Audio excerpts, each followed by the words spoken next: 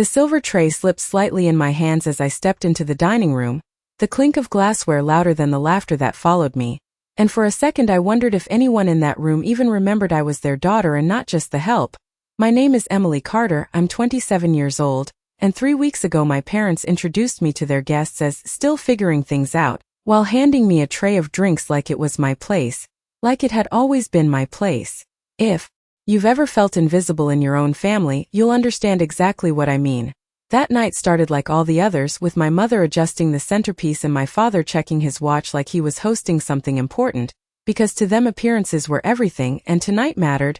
Olivia had just been promoted again, another title, another reason to celebrate her, another reminder of where I stood. I stayed in the kitchen at first, lining up glasses, making sure everything looked perfect, because that was my role now, not guest, not daughter, just the one who made things run smoothly behind the scenes. When the doorbell rang and the first guests walked in, I heard my father's voice shift instantly, warmer, louder, proud. "Olivia just closed a 6-figure campaign," he said, and the room filled with admiration, the kind I used to chase when I was younger, before I realized it was never meant for me. I carried the tray out, careful, quiet, invisible, and that's when one of the guests, a woman in a tailored navy dress, looked at me and smiled politely and asked, "Could you set these on the table?"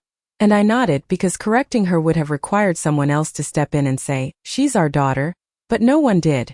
My mother didn't look up, my father kept talking, and Olivia just laughed at something someone said, like nothing about that moment was strange. It wasn't even the worst part.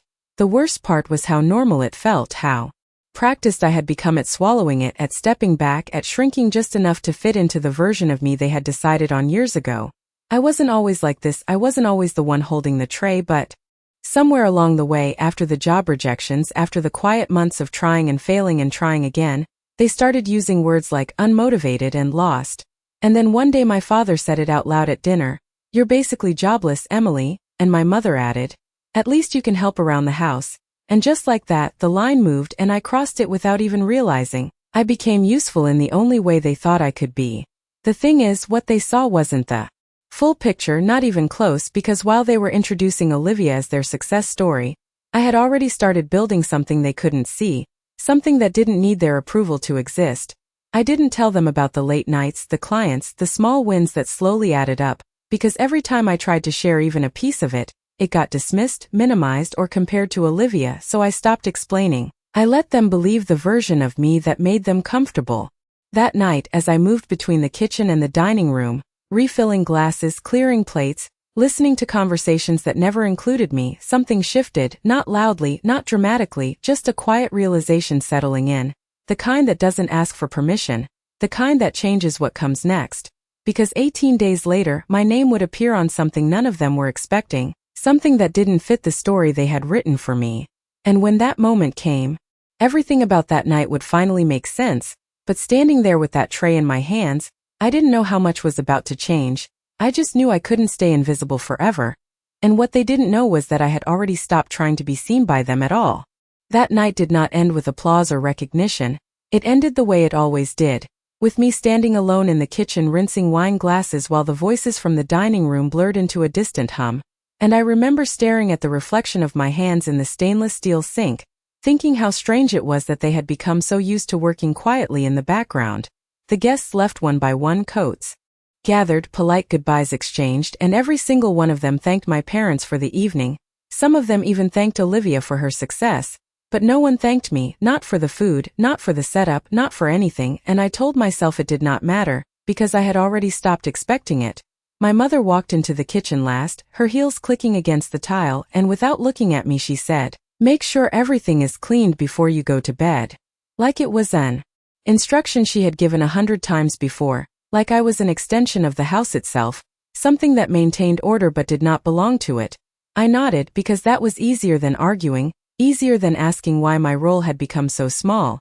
Later that night, when the house was finally quiet and the lights were off, I sat on the edge of my bed with my laptop open, the screen casting a soft glow across the room, and that was the only place where things felt different, where I was not invisible, where my name meant something. 3 months earlier I had taken on a small freelance project, something simple, a branding package for a local business in Portland, $500, nothing impressive, but it was the first time someone had paid me for what I could create, not what I could clean or organize, and I remembered how my hands shook when I sent the final files, how I checked my email every 10 minutes waiting for a response.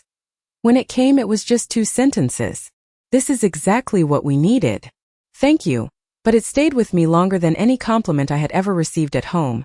After that, I kept going, one project at a time, late nights turning into early mornings, learning things I was never taught, fixing mistakes no one saw, building something piece by piece in a space where no one was watching.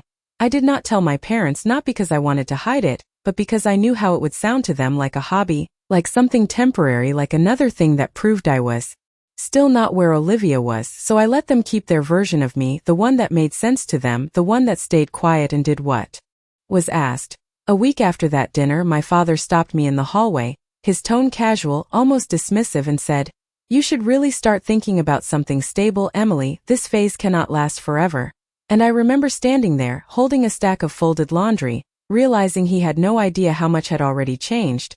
What he saw was the same person who had been struggling months ago, the same person who needed direction.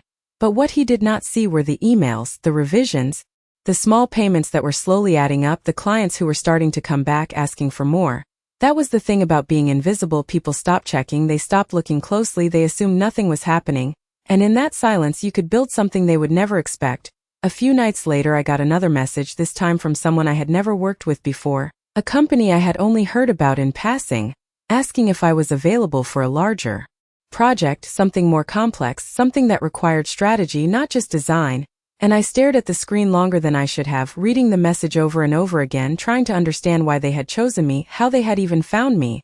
I almost did not respond because part of me still carried that voice, the one that said I was not ready, that I was not enough, but something in me had already shifted, something that no longer needed permission to try.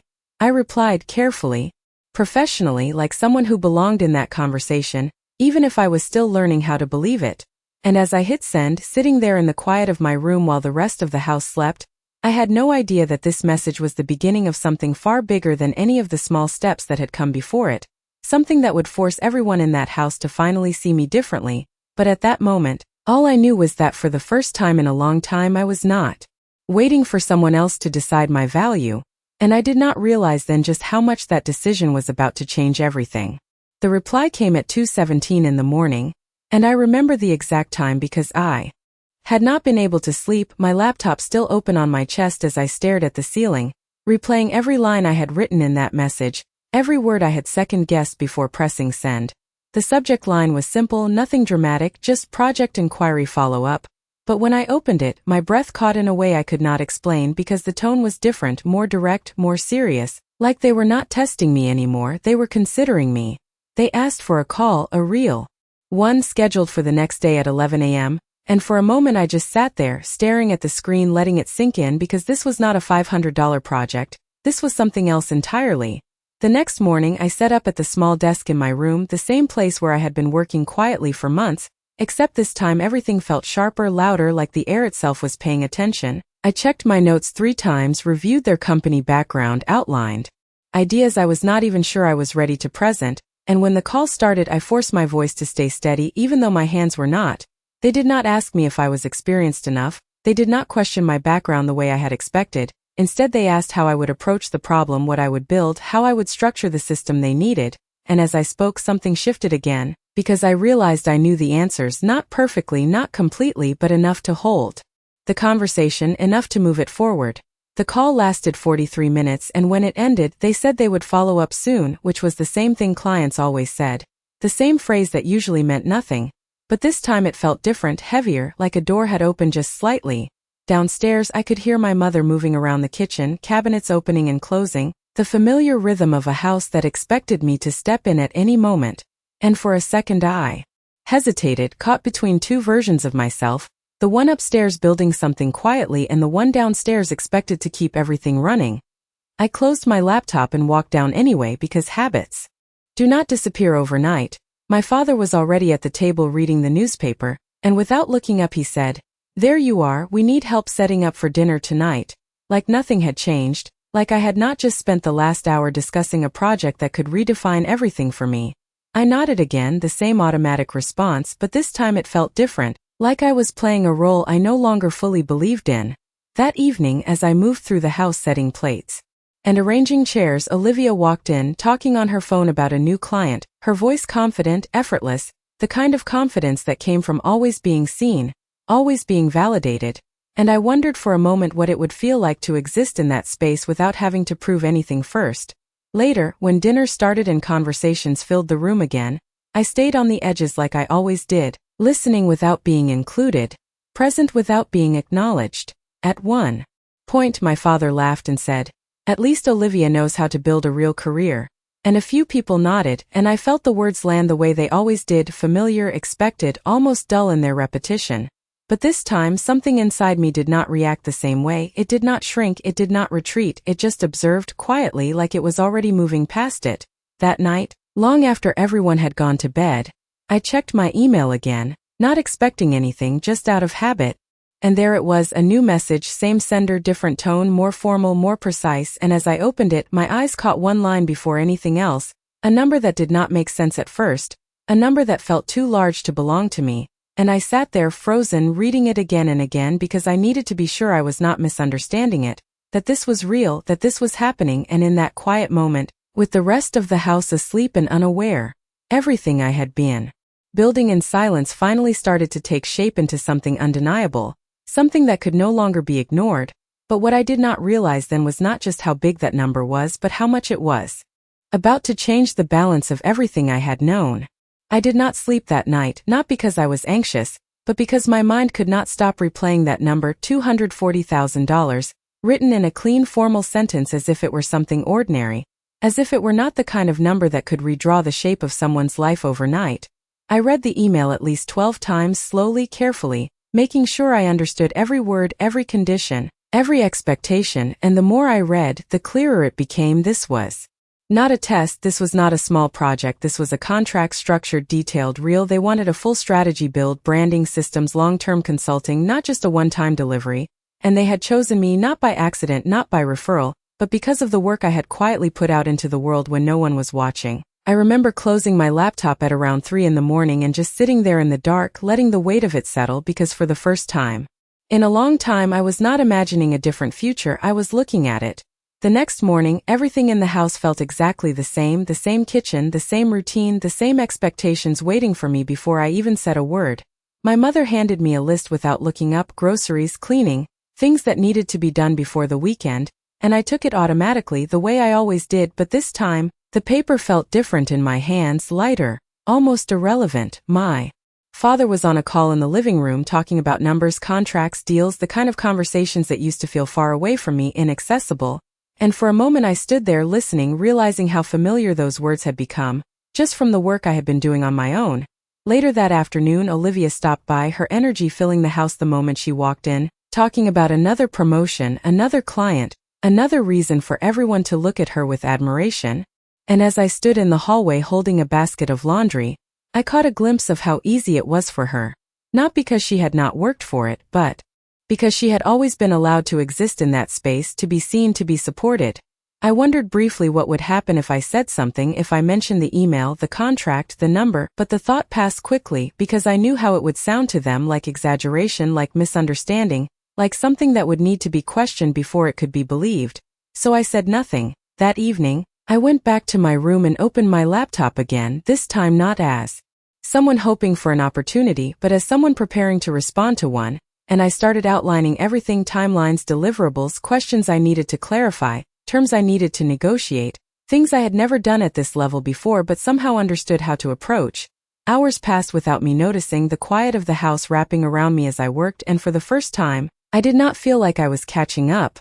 I felt like I was stepping into something I had already been building toward. At around 10:30, there was a soft knock on my door, and when I opened it, it was my grandmother, Eleanor, standing there with that calm, steady expression she always had, the one person in this house who never looked at me like I was a question mark. She glanced at my screen, at the documents, the notes, the structure of what I was putting together, and she did not ask what it was. She simply nodded once and said, "You have been working for this longer than they realize." And something about the way she said it made everything feel real in a way the email alone had not. I smiled just slightly because she understood without needing an explanation, and as she turned to leave she paused and added, "The hardest part is not building it, Emily, it is deciding when to let them see it." And I stood there for a moment after she closed the door, thinking about that, about timing, about control, about what it meant to reveal something at the right moment instead of the first moment. I went back to my desk and kept working, refining, adjusting, preparing, because I knew this was not just about accepting a deal, it was about stepping into a version of myself they had never acknowledged, and I was not going to rush that moment, not this time, not when everything was finally aligning in a way that could not be dismissed. And what I did not realize then was that the real shift was not the number in that email, it was the quiet decision I had already made, that I was no longer going to ask for recognition, I was going to choose exactly when it happened. The next 3 days moved in 2 completely different directions at the same time, and I felt like I was living in both of them without anyone else noticing. During the day, nothing changed. I still woke up to the same sounds in the house, still followed the same routines, still responded when my name was called from the kitchen or the hallway, still carried out tasks that had nothing to do with the version of myself that was quietly taking shape upstairs. And the strangest part was how natural. It all still felt like my body had memorized a role my mind had already started to outgrow. But at night, everything shifted, every hour mattered, every detail became important, because I was no longer just working on small projects, I was preparing something structured, something that required precision, clarity, confidence, and I could feel the difference in how I approached it, not hesitating as much, not second-guessing every decision, just moving forward step by step like I trusted myself in a way I had never done before. I drafted timelines, outlined deliverables, built a full proposal that matched the scale of what they were asking, and even though part of me still felt the weight of that number, I stopped treating it like something unreal and started treating it like something I was responsible for. On the 4th day, they sent over the official contract draft, and when I opened it, the number was there again, written clearly, $240,000, broken down into phases, payments, expectations, everything structured in a way that made it undeniable. I read through every section slowly, making notes, adjusting terms where I needed to, asking questions I would have been too afraid to ask just weeks before, and when I sent my revisions back, I did not feel like I was pretending anymore. I felt like I belonged in that exchange. Downstairs, the house continued exactly as it always had, my mother planning another gathering for the weekend, my father discussing schedules, Olivia confirming she would be there, everything aligning for another evening where I would move quietly between rooms while conversations happened around me. At one point, my mother walked into my room without knocking, glanced at the screen filled with documents and notes and said, "You should not stay up so late if you are not even working a real job." And I remember pausing for a second, not to defend myself, not to explain, just to register how little had changed from their perspective, how complete their version of me still was. I nodded again, the same response, but this time it felt almost like a choice, like I was allowing them to keep that version for just a little longer. Later that evening, I got another email, this time confirming the final terms, the adjustments accepted, the structure agreed upon, and at the bottom of the message a simple line that changed everything. "We are ready to proceed once you sign." And I sat there staring at it, my cursor blinking on the screen, because this was the moment where everything shifted from preparation to reality.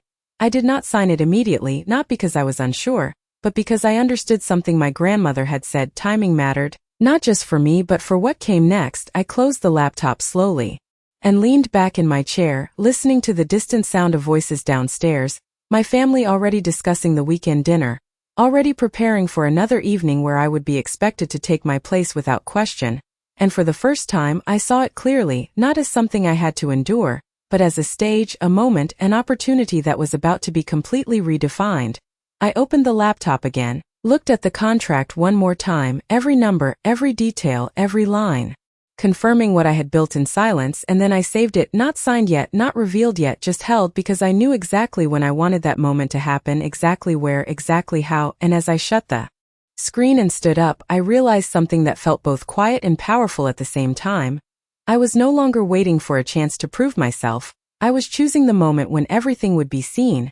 And what I did not realize then was that the upcoming dinner they were planning so casually would become the one night none of them would ever forget. The day of the dinner arrived quietly, almost too quietly, like nothing about it understood what it was about to become, and that was exactly what made it feel different to me. Because for the first time I was not walking into that evening unprepared, I was walking into it with something they did not know existed.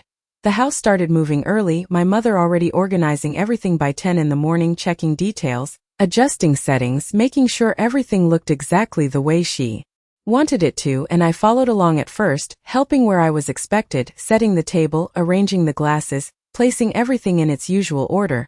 Because nothing about my role had changed on the surface. My father moved in and out of the living room taking calls, speaking in that same confident tone he always used when discussing business, while Olivia arrived just after noon, perfectly dressed, already carrying the kind of energy that drew attention the moment she stepped inside. I watched all of it the same way I always had, from the edges, from the background, but this time I noticed something else, not just how they saw me, but how little they actually looked, how easily they assumed everything was exactly the same as it had always been. By late afternoon, the house was ready, the table set, the lights adjusted, everything in place for another evening where appearances mattered more than anything else, and as I stood in the kitchen holding a stack of plates, I realized how familiar this scene was, how many times I had been here before, doing the same things, moving through the same motions, waiting for something to change without ever deciding how it would. But this time was different, not because of what they were doing, but because of what I had already decided. I went back upstairs for a moment before the guests arrived, closed the door behind me, and sat at my desk, my laptop already open to the contract, the final version, everything confirmed, everything ready, and I hovered over the signature line for just a second, not hesitating, just marking the moment, understanding it. Then I signed it, clean, deliberate, no second thoughts, and as I did, something settled inside me, not excitement, not relief, but clarity, like a line had been drawn that could not be undone. I closed the laptop and stood up, adjusting my reflection in the mirror briefly, not to impress anyone, not to change how I looked, but because I knew that for the first time, how I carried myself would not be defined by them. Downstairs, the doorbell rang, voices filled the house, laughter followed, the same pattern repeating itself as guests arrived, coats taken, greetings exchanged, the evening beginning exactly the way it always did. I stepped into the kitchen again, picked up the tray, the same one I had carried before, the same weight in my hands, the same role expected of me, and for a brief second I let it feel familiar, I let it feel exactly the way it always had, because I understood something now that I had not understood before. The contrast mattered. I walked into the dining room, placed the glasses down, moved quietly between conversations, listening to the same kind of discussions, careers, promotions, numbers, success, all of it circling around Olivia again, all of it reinforcing the same story they had been telling for years. At one point my father gestured toward her and said, "She is the one who knows how to build something real." And I saw the nods, the agreement, the approval that followed, and I felt it, not as something painful this time, but as something temporary, like a scene I was about to step out of. I moved back toward the kitchen, set the tray down, and leaned against the counter for just a second, listening to the voices in the other room, feeling the quiet shift building inside me, because everything was in place now, the contract signed, the decision made, the timing aligned.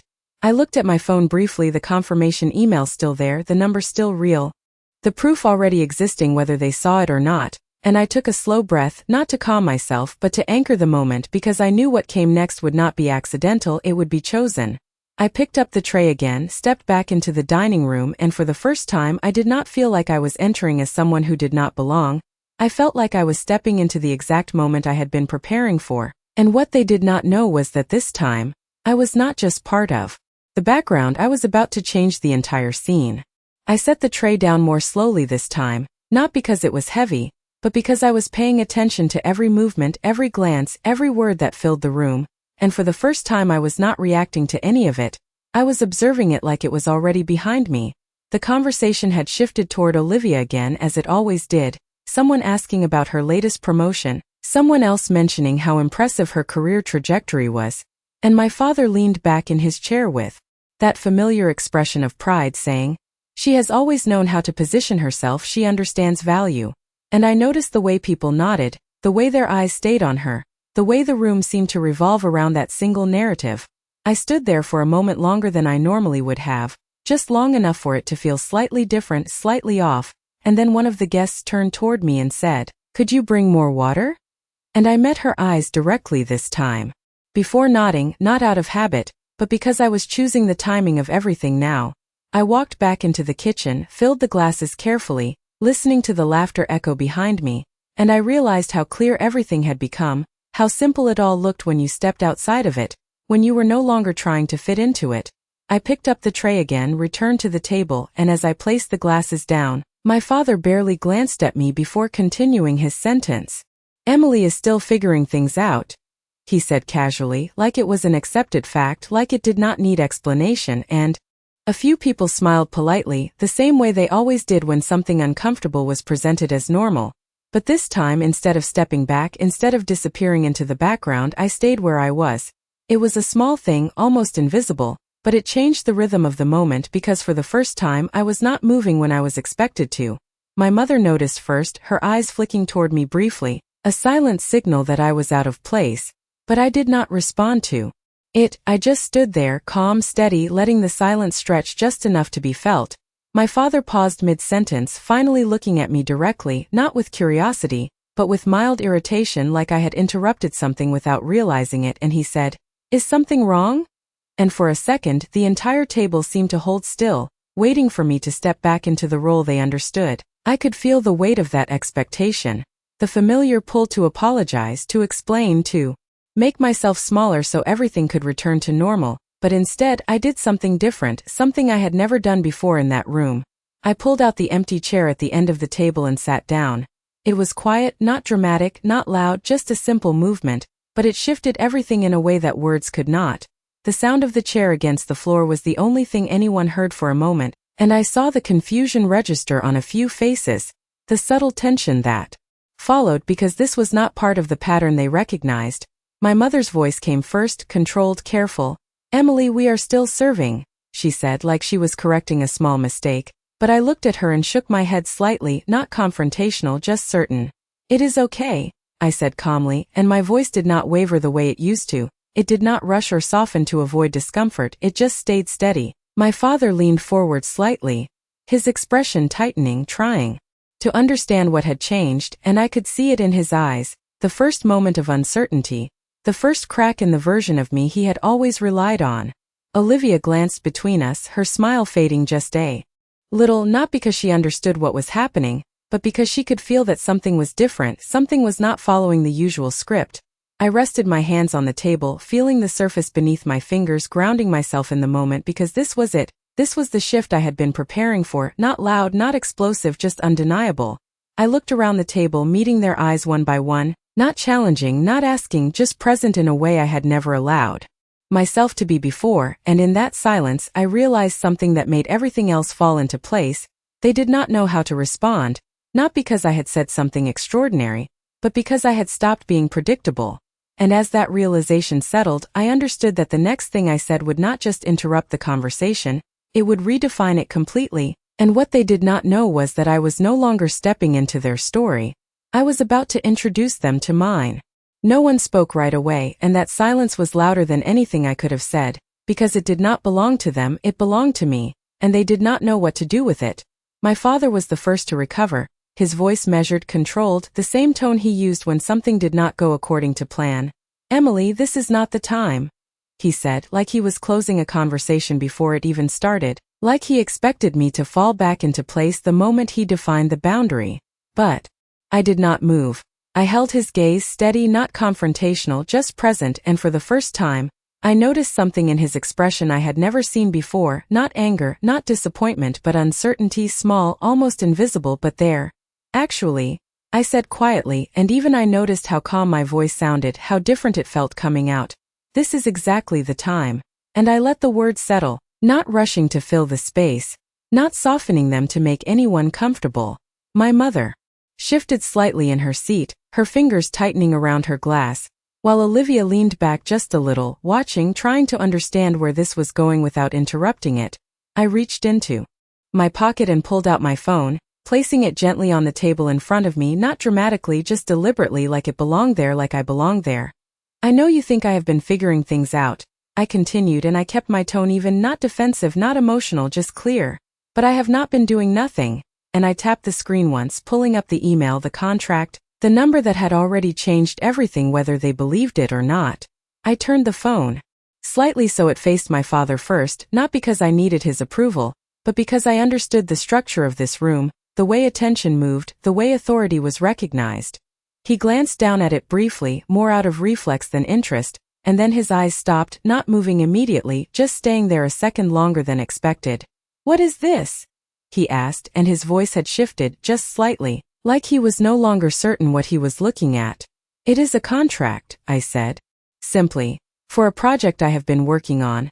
And I did not add anything else, I did not explain the process, I did not justify it. I let the words stand on their own.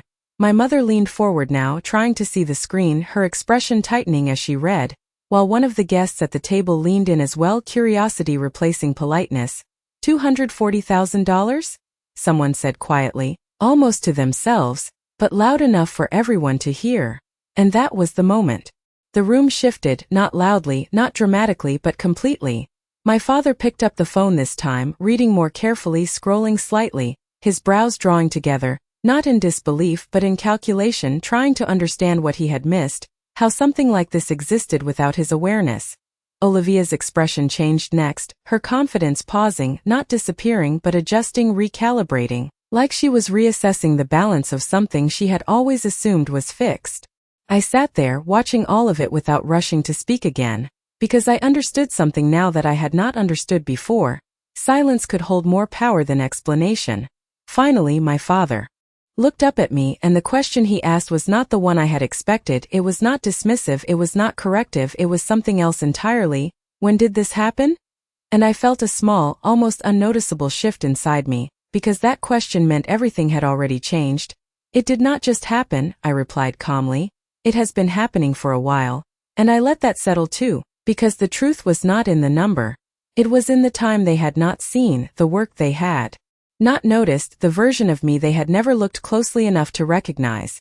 No one laughed, no one redirected the conversation, no one asked me to stand up and go back to the kitchen, and for the first time, the room did not move without me, it paused with me. I rested my hands lightly on the table, feeling the shift fully now, not as a moment of victory, but as a moment of clarity, because this was not about proving them wrong. It was about revealing something that had been real long before they acknowledged it. And as I looked around the table, meeting their eyes again, I realized something that made everything else fall into place. This was only the beginning, because what they had just seen was a number, but what they had not yet understood was everything behind it, and what I was about to say next would make that impossible to ignore. No one interrupted me this time, and that alone told me more than anything they could have said, because this was the first moment where I was not being managed, corrected, or quietly dismissed. I was being listened to, even if they did not fully understand why yet. I let a second pass before speaking again, not because I needed to build suspense, but because I wanted every word to land exactly as it was, without being rushed or softened. It started small, I said, my voice steady, almost matter of fact. $500 for a project no one here even knew existed. And I saw a few glances shift between each other, subtle, curious, trying to piece together something that had never been part of their narrative about me. Then another one, I continued. And another, and then clients started coming back, asking for more, asking for systems, not just designs. And I kept my tone even, not defensive, not proud, just clear, like I was outlining something obvious that had simply gone unnoticed. My father set the phone down slowly, but his eyes did not leave me this time, and I could see it, the recalculation happening in real time, the quiet adjustment of assumptions he had held for years without question. What kind of systems? He asked. And the question was different now, not dismissive, not rhetorical, but real, and that shift mattered more than anything else in that moment. Brand strategy, internal workflows, scaling structures, I replied, and I did not simplify it. I did not translate it into something easier to accept. I let it exist at its full weight, because I understood now that shrinking it would only return me to the version of myself they were used to. One of the guests leaned forward slightly, interest replacing politeness entirely. Who is the client? He asked, and I turned the phone toward him briefly, letting the company name sit there without explanation, because it did not need one, not in this room. There was a pause, a longer one this time, because recognition had entered the space, and with it, something else, credibility. My mother spoke next, her voice careful, controlled. Why did you not tell us? And it was not accusation, not exactly, but something close to it, something that assumed she should have known. I met her eyes, not confrontational, just honest. I tried. I said, and I did not elaborate because the weight of those two words carried more truth than any explanation could. And I saw it land, not fully understood but felt. Olivia shifted in her seat, crossing her arms lightly, her expression composed but different now, more measured, like she was adjusting to a version of me she had never had to account for before. So this contract, she said, her tone neutral but precise. You actually signed it? And I nodded once. This afternoon, I replied. And I watched as that detail settled across the table, because it meant this was not hypothetical, not potential, it was already real, already in motion. My father leaned back slightly, his posture changing. In a way that was subtle but significant, less certain, more attentive, and for a moment no one spoke because the room had shifted into something none of them had prepared for. I glanced around the table, not to challenge anyone, not to claim anything, just to acknowledge the moment as it was, because this was no longer about correcting how they saw me, it was about allowing them to see what had always been there. I did not say anything before, I added quietly, because I did not need to prove it while I was still building it. And I let that sentence sit because it was not just about the work, it was about the time, the silence, the space I had taken without asking. One of the guests nodded slowly, almost to himself, and I could see the shift ripple outward now, not dramatic, not loud, but undeniable, because once a narrative breaks, it does not rebuild the same way. I rested my hands on the table again, grounding myself in the moment, not overwhelmed, not defensive, just present fully, and I realized something that made everything else feel clear. This was not the end of anything, it was the beginning of something entirely different, because now they were not just hearing about a number, they were starting to understand the person behind it. And what they did not know yet was that this conversation was about to move from explanation to decision, and that was where everything would change again. The room did not return to normal after that, it could not, because something fundamental had shifted and everyone at the table could feel it, even if they did not yet have the words for it. My father was the first to speak again, but this time there was no casual authority in his tone, no assumption that the conversation would follow his direction. Instead there was something more careful, more measured. "So what happens next?"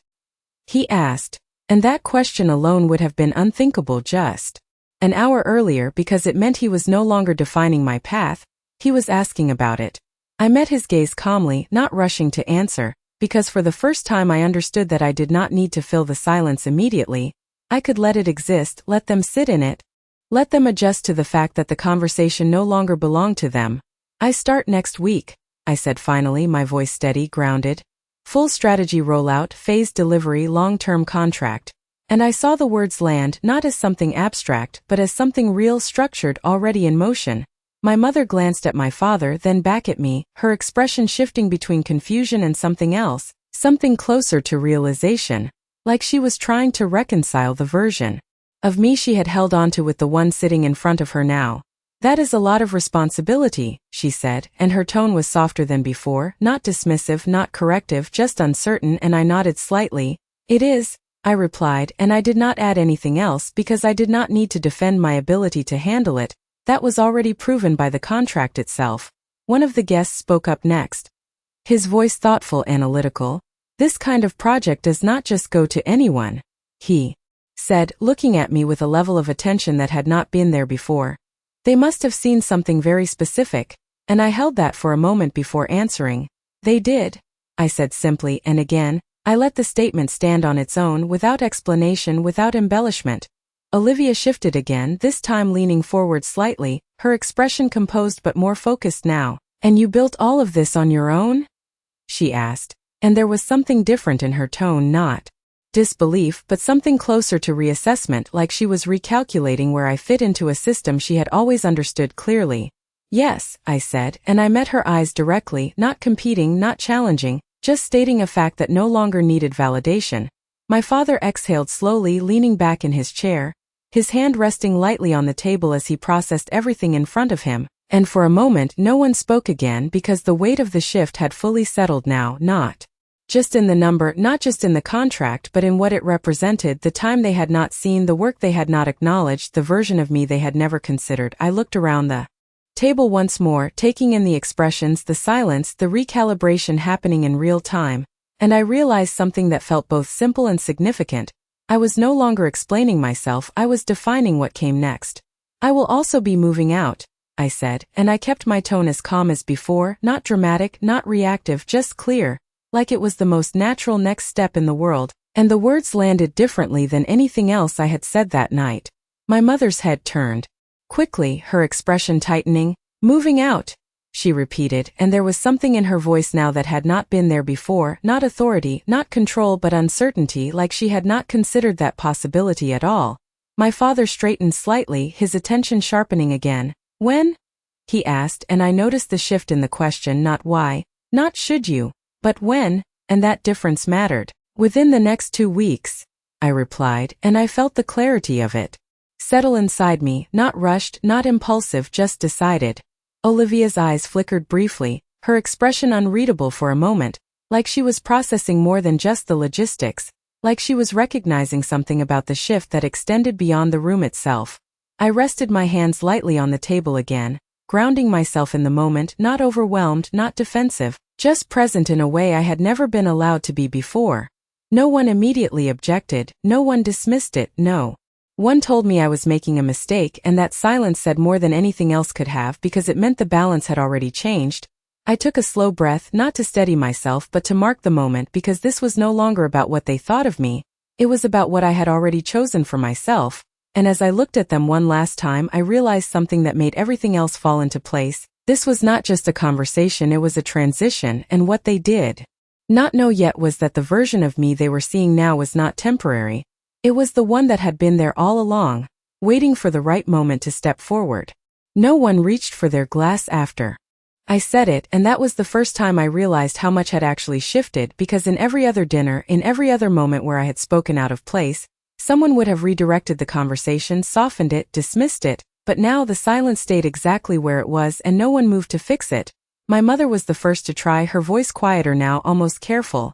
"Emily, you do not have to rush into something like this," she said, and there was something unfamiliar in the way she spoke, not control, not instruction but concern, the kind that comes too late to shape anything. I looked at her, not cold, not distant, just clear. "I am not rushing," I replied, and I let the words settle because this was not a reaction, it was a decision that had already been made long before this night. My father leaned forward slightly, his hands folding together on the table, his posture different now, less authoritative, more engaged. "Where would you go?" he asked, and I noticed how the question had shifted again, from assumption to inquiry, from control to adjustment. "I have already signed a lease," I said, and I kept my tone even, not dramatic, just factual. "Downtown, close to where I will be working." And I saw the impact of that detail land across the table, not because of the location, but because it meant everything was already in motion, already beyond discussion. Olivia exhaled softly, leaning back in her chair, her expression thoughtful now, no longer centered on herself but on something she had not needed to consider before, and when she spoke her voice was different.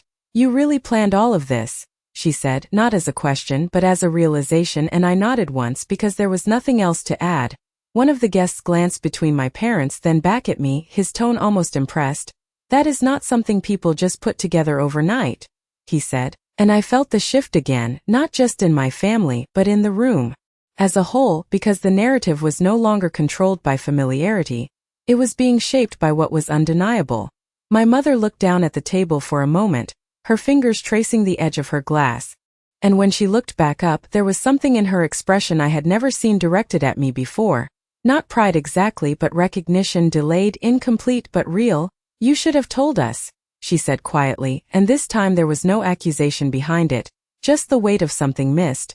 I held her gaze for a moment, not to challenge her, not to correct her, just to acknowledge the truth in a way that did not need to be argued.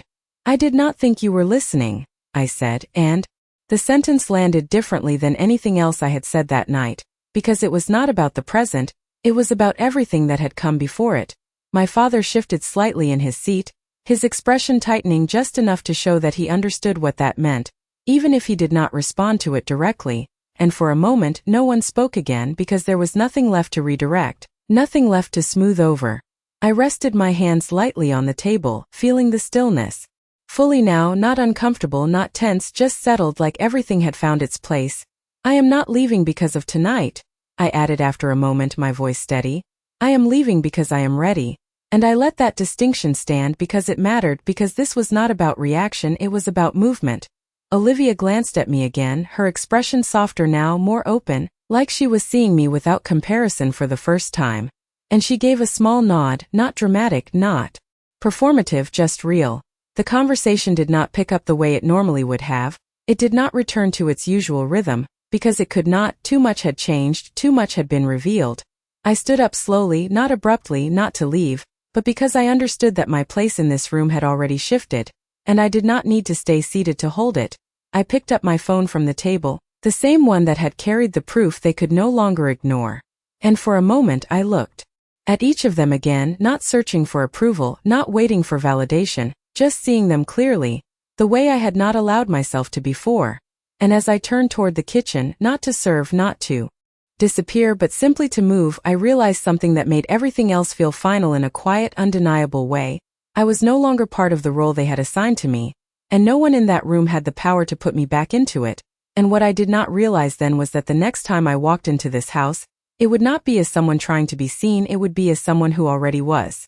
The kitchen felt different when I stepped into it, not because anything had changed physically, but because I had. And for the first time I noticed how quiet it really was compared to the noise I had just left behind, the hum of the refrigerator, the soft ticking of the wall clock, the faint echo of voices from the dining room that no longer pulled me back in. I placed my phone on the counter and rested my hands there for a moment, letting everything settle, not overwhelmed, not emotional, just aware of the shift that had already happened and the one that was still unfolding.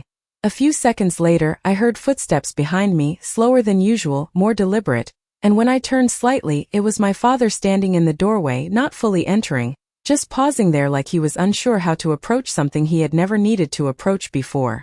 "Emily," he said, and even the way he said my name felt different, less automatic, more intentional, and I waited, not filling the space, not helping him move forward, just letting him find his own words.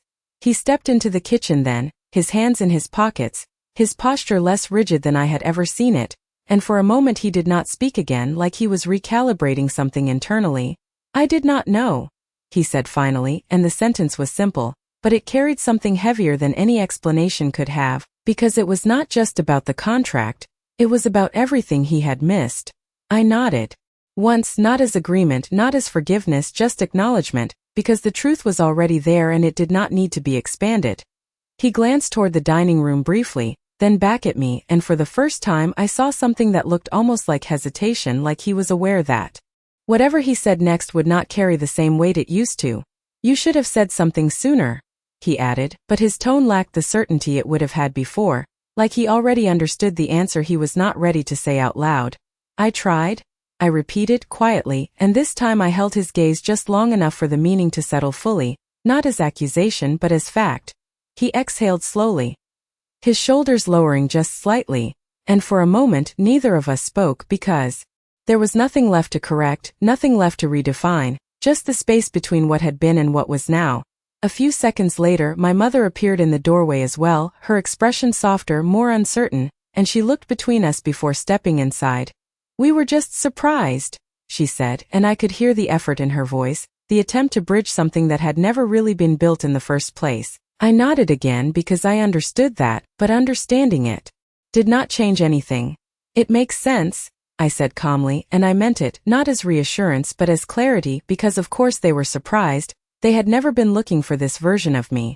My grandmother entered last, moving more slowly, her presence steady, grounding in a way that had always felt different from everyone else in the house, and she did not speak immediately, she just looked at me, really looked, the way she always had. And then she smiled slightly, not wide, not dramatic, just enough to say everything she needed to without words. My father shifted his weight, glancing between us, and for the first time he did not seem like the center of the room. He seemed like someone trying to understand where he now fit within it. "If you need anything," he said, and the sentence stopped there for a moment like he was searching for the rest of it. "With the move or the project?" he added, and even though the words were simple, I could hear the shift in them, not control, not direction, but an offer, something that had never existed in this form before. I considered it for a second, not because I needed to accept or reject it, but because I understood what it represented. And I nodded once. "I will let you know," I said, and I kept it neutral, not distant, not warm, just balanced, because this was not about rebuilding something instantly, it was about acknowledging what had changed. The voices from the dining room started to rise again, conversations slowly returning.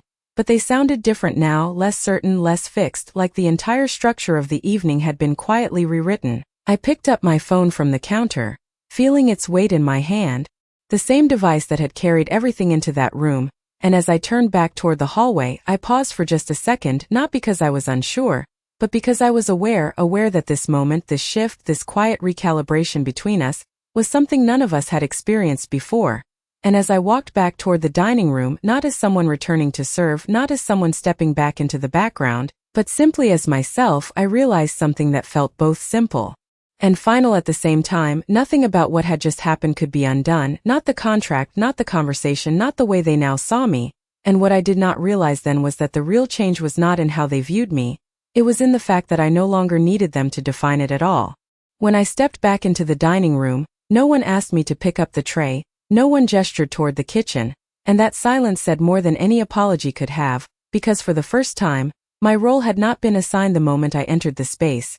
I walked to the same seat I had taken earlier and sat down again, not cautiously, not testing the moment, just naturally, like it had always been mine, and this time, no one corrected it. The conversation resumed slowly, but it did not return to what it had been. It shifted around me, including me in a way that felt unfamiliar, not because they suddenly understood everything, but because they no longer knew how to exclude me without acknowledging what had just happened. One of the guests asked me a question about the project, careful, respectful, and I answered simply, not performing, not explaining beyond what was necessary. Just speaking as someone who belonged in that conversation. My father listened, really listened, not interrupting, not redirecting, and I noticed the difference in how he held himself, less certain, more aware, like he was recalibrating not just his view of me, but his place in relation to me. My mother spoke less than usual, watching more, her expression thoughtful, as if she was trying to map this version of me onto memories that no longer fit. Olivia engaged differently too, not competing, not dominating the conversation, but asking questions that felt genuine, like she was meeting me for the first time without the filter of comparison. The evening moved forward, but it no longer felt like something I was navigating carefully. It felt like something I was part of without effort, without shrinking. At one point, someone laughed at something I said, not out of politeness, but because they found it interesting, and I noticed how simple that moment was, how normal it felt, and yet how unfamiliar it had been in this room before. Time passed without me noticing it, the way I usually did when I was waiting for something to end, and when people started gathering their coats, the energy in the room felt different, lighter in some ways, but also more aware, like everyone had witnessed something they could not quite define but would not forget. As the guests left, a few of them paused to speak to me directly, not through my parents, not through Olivia, but to me, asking for my contact information, mentioning potential collaborations, and I responded the same way I had responded on that first call, steady, clear, not over-explaining, not underselling, just present. When the door finally closed and the house grew quiet again, the difference was immediate, not because the space had changed, but because the dynamic inside it had shifted completely.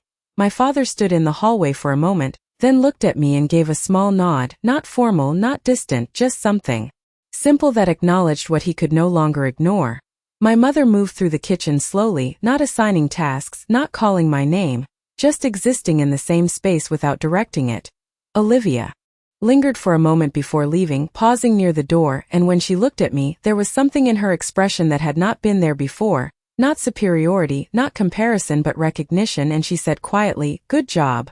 And for the first time, it did not feel like something I had been waiting to hear. It just felt like a statement that matched reality. Later that night, I went back upstairs, the same room, the same desk, but everything felt different, not because of the contract, not because of the number, but because of the shift that had happened inside me, the quiet understanding that I had already stepped out of the version of myself they had defined for so long. I sat down, opened my laptop again, not to check anything, not to confirm anything, but just to continue, because that was what this had always been about, not a single moment, not a single reveal, but the work that came after it. And as I looked at the screen, the same one that had held everything before anyone else saw it, I realized something that felt both simple and complete at the same time. I did not need to prove anything anymore, not to them, not to anyone, because the moment I stopped waiting to be seen was the moment everything actually became visible. And what I did not realize at the beginning of all of this was that the real turning point was never the deal. It was the decision to no longer live inside someone else's version of my life.